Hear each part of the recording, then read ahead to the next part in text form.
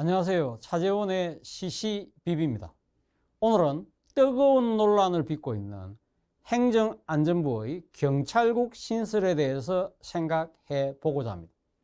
결론적으로 경찰에 대한 민주적 통제는 지금보다 강해져야 합니다. 14만 명에 이르는 경찰이 최근 검경수사권 조정 결과 등으로 말 그대로 공룡경찰로 비유될 만큼 권한이 막강해졌습니다.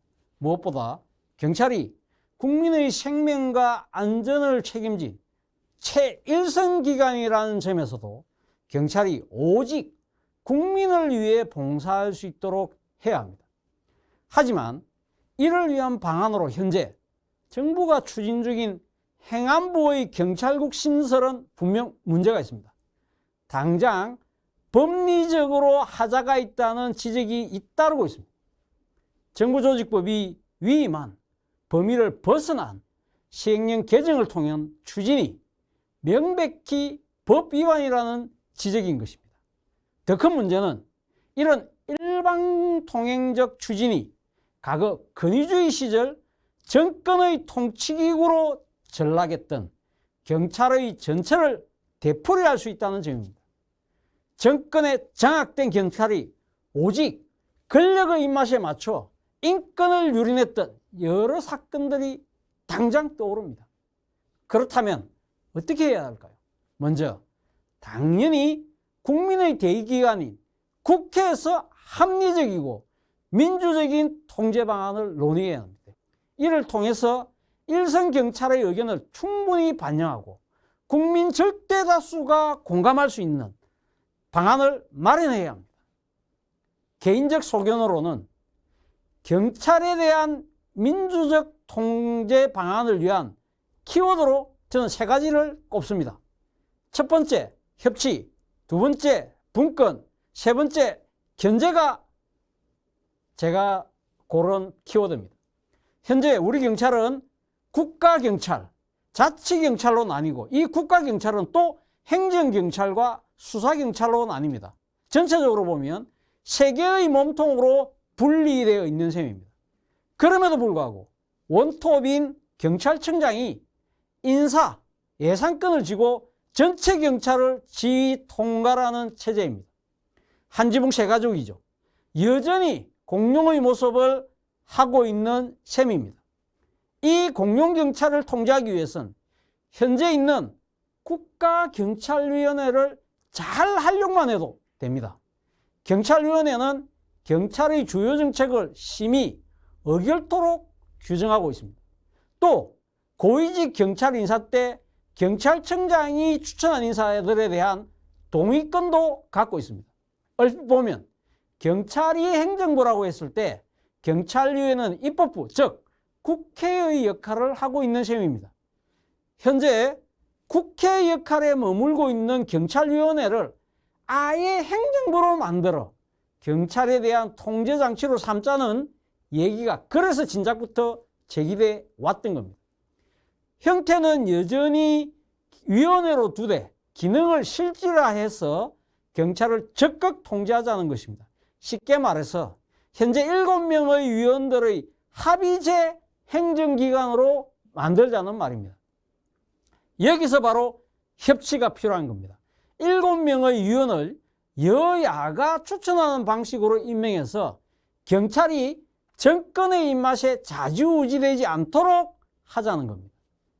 두 번째 키워드는 분권입니다. 자치경찰을 위한 개혁에 반드시 필요한 말입니다.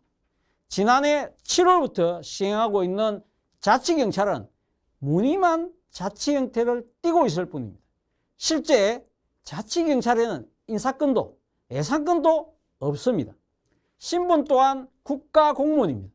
시도단체장이 아닌 경찰청의 눈치를 더 봐야 합니다.